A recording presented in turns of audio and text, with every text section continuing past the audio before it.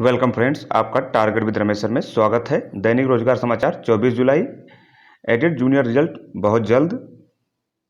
UPPSC interview news, exam notice. 2000 लेखपाल जल्द बनेंगे। राजस्व निरीक्षक और यूपी टीजीटी पीजीटी न्यूज़। नायब तहसीलदार पदों पर भर्ती और अध्याचन पहुंच गया है।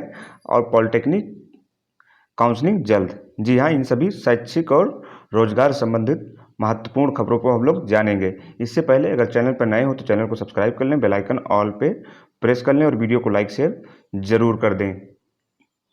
आइए सबसे महत्वपूर्ण पहली खबर पर चलते हैं। एडेड जूनियर रिजल्ट कब जारी होगा? ये बहुत ही जल्दी जारी होने वाला है। छात्र काफ़ी दिनों से परेशान है कि संशोधित रिजल्ट जारी नहीं हो रहा है। इसके लिए आज न्यूज़ भी है दैनिक रोजगार समाचार दैनिक जागरण में। एडेड जूनियर हाई स्कूल शिक्षक भर्ती के संशोधित परिणाम इसी माह जल्द जारी होगा और इसी माह जल्दी ही 3 से 4 दिन में आप लोगों को रिजल्ट देखने को मिलेगा। अशासकीय सहायता प्राप्त एडेड जूनियर शिक्षक भर्ती 2021 के परिणाम में कम अंक दिए जाने के कुछ अभ्यर्थियों के आरोप के बाद परिणाम का पुनः परीक्षण लगभग पूरा कर लिया गया है। आरोपों की पुष्टि शासन से कराई जांच में पहले ही हो चुकी है। परीक्षण में कई परीक्षार्थियों के अंक में परिवर्तन हुए हैं। अब उत्तर प्रदेश परीक्षा नियामक प्राधिकारी यानी पीएनपी सचिव की ओर से पूर्व में जारी परिणाम को निरस्त करने के लिए नए संशोधित परिणाम जारी करने के लिए शासन को प्रस्ताव भेज दिया गया है। इसी माह के अंत तक परिणाम घोषित किए जाने की पूरी संभावना है। यह परीक्षा पीएनपी के पूर्व सचिव संजय उपाध्याय के कार्यकाल में कराई गई थी। प्रधानाध्यापक के 390 पद और सहायक अध्यापक के 1504 पदों के लिए ये परीक्षा कराई गई थी।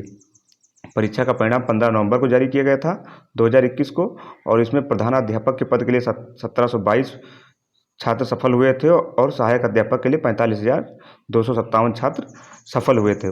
शासन ने जांच में आरोपों को सत्य पाए जाने पर पीएनपी के वर्तमान सचिव अनिल भूषण चतुर्वेदी को परिणाम का परीक्षण कराने का निर्देश दिया था। अब नया परिणाम घोषित करने के पहले पुराने घोषित परिणाम को निरस्त किया जाएगा और इसका निरस्त किए जाने का प्रस्ताव शासन को भेज दिया गया। जैसे ही अनुमति मिलेगी वैसे ही तुरंत आप लोगों का संशोधित परिणाम घोषित कर दिया जाएगा। चलिए दूसरी खबर की तरफ चलते हैं। UPPSC interview news and exam notice. इस समय आप लोग जान रहे हैं कि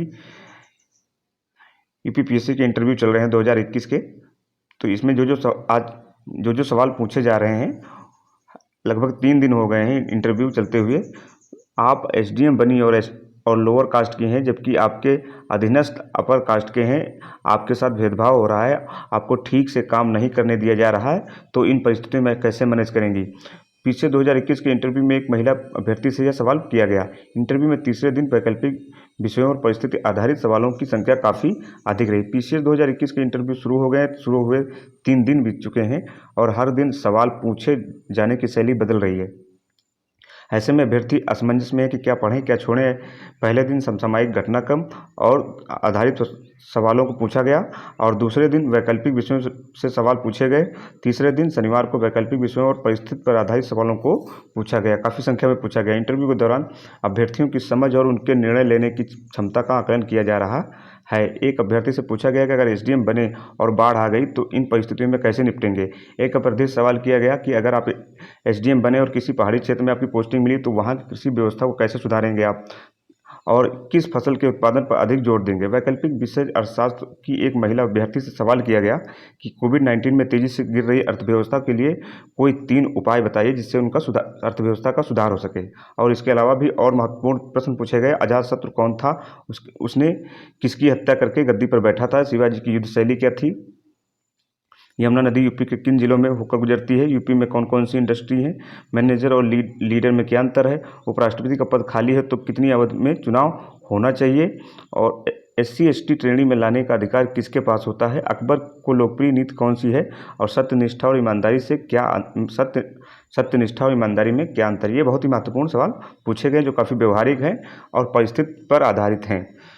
अगली सूचना है, ये यूपीपीएससी की सूचना है। स्क्रीनिंग परीक्षा 14 अक्टूबर को हो रही है। होम्योपैथिक चिकित्सा कॉलेजों में प्रवक्ता भर्ती के 130 पदों पर 14 अक्टूबर को परीक्षा होगी। प्रदेश के राजकीय होम्योपैथिक चिकित्सा महाविद्यालय में 12 विषयों पर प्रवक्ता के 130 पदों पर भर्ती होनी। इसके लिए यूपीपीएससी ने परीक्षा का कार्यक्रम और परीक्षा योजना जारी कर दी है। विषयवार 12 स्क्रीनिंग परीक्षा 14 अक्टूबर से 19 अक्टूबर तक होगी। लखनऊ के अलग अलग सत्रों में आयोजित की जाएगी। इसमें आयोग के संयुक्त सचिव लखनलाल शिवहरे के अनुसार परीक्षा अवधि 2 घंटे की होगी। इसमें 150 क्वेश्चन पूछे जाए, वस्तुनिष्ठ प्रकार के क्वेश्चन बहुविकल्पी प्रश्न पूछे जाएंगे। अगली सूचना है वो है लेखपाल से संबंधित। 2000 लेखपाल जल्द ही राजस्व निरीक्षक पदोन्नत होकर बनेंगे। प्रदेश में 1990 में पहले नियुक्त पालों में से करीब 2000 को राजस्व निरीक्षक के पद पर प्रोन्नत किया जाएगा। राजस्व परिषद में 26 जुलाई को होने वाली विभिन्न पदोन्नति समिति की बैठक में लेखपालों की पदोन्नति को मंजूरी दी गई है। राजस्व परिषद ने 1990 में पहले नियुक्त हुए लेखपालों को राजस्व निरीक्षक के पद पर पदोन्नति के लिए सभी जिलों में लेखपालों की सेवा पुस्तिका, विभागीय कार्यवाही और आपराधिक रिकॉर्ड का ब्यौरा मांगा था। जिलों में मिली रिपोर्ट की जाँच के बाद पात्र पाए गए लेखपालों को पदोन्नत करने की तैयारी है। उल्लेखनीय है कि इससे पहले भी जून में हुई डीपीसी में करीब 1300 लेखपालों को राजस्व पद के लिए पदोन्नति दी गई थी। अगली महत्वपूर्ण सूचना है टीजीटी पीजीटी को लेकर के। प्रधानाचार्य के 2013 के जो 6 अभ्यर्थी बचे थे उनका साक्षात्कार अब 29 तारीख से स्टार्ट हो रहा है। उत्तर प्रदेश माध्यमिक शिक्षा सेवा चयन बोर्ड यानी प्रधानाचार्य 2013 में 6 अभ्यर्थियों को साक्षात्कार का मौका मिला है।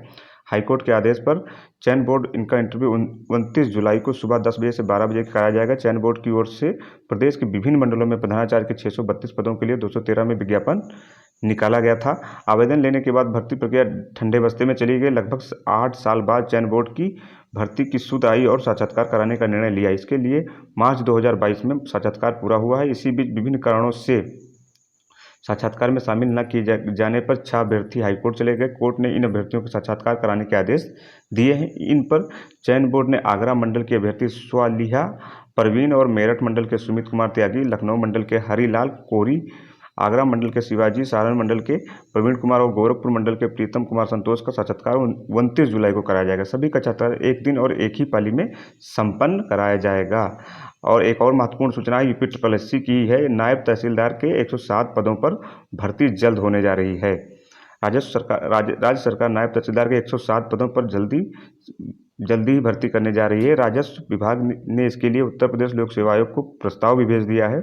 जल्द ही खाली होने वाले करीब 20 और पदों पर के लिए प्रस्ताव भेजा जाएगा। नायब तहसीलदार के 12 से 34 पदों में से 617 पद पदोन्नति और इतने ही पद सीधी भर्ती वाले हैं। इनमें से 117 पद खाली हैं। 107 पदों पर भर्ती का प्रस्ताव भेजा गया है। तो जल्दी आप लोगों को नायब तहसीलदार के पद आपको देखने को मिलेंगे और जल्दी ही इन पर भर्ती होगी। अध्याचन भी लोक सेवा आयोग पहुंच गया है। अगली है सूचना पॉलिटेक्निक को लेकर के। पॉलिटेक्निक में दाखिले के लिए काउंसलिंग की तैयारी शुरू हो गई है। यूपी बोर्ड में CBSE और की परीक्षा परिणाम जारी होने के बाद प्रदेश के पॉलिटेक्निक संस्थानों में दाखिले के लिए काउंसलिंग प्रक्रिया शुरू करने की तैयारी की जा रही है। काउंसलिंग कराने वाले संयुक्त प्रवेश परीक्षा परिषद की सीट इंडेक्स का इंतजार है। सीट इंडेक्स प्राविधिक शिक्षा परिषद की मुहैया कराना है। संयुक्त प्रवेश परीक्षा परिषद ने काउंसलिंग का प्रस्ताव तैयार कर रखा है। संयुक्त प्रवेश परीक्षा परिषद के कार्यकारी संयुक्त सचिव राम रतन ने बताया कि NCAICTE ने 31 जुलाई तक का समय दिया है। इसी में आप लोगों की काउंसलिंग हो जाएगी। 31 जुलाई तक आप लोगों की काउंसलिंग की प्रक्रिया शुरू हो जाएगी। तो ये रही अभी तक की लेटेस्ट और मॉर्निंग अपडेट।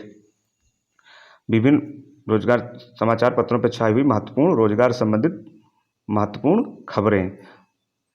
तो ये रही अभी तक की ऑथेंटिक और महत्वपूर्ण खबरें। अगर चैनल पर नए हो तो एक बार फिर से मैं आग्रह करूंगा, चैनल को सब्सक्राइब कर लें, बेल आइकन ऑल पे प्रेस कर लें। अगर ऐसे ही रोजगार संबंधित ऑथेंटिक खबरें सबसे पहले ऑथेंटिक रूप से पाना चाहते हो। धन्यवाद।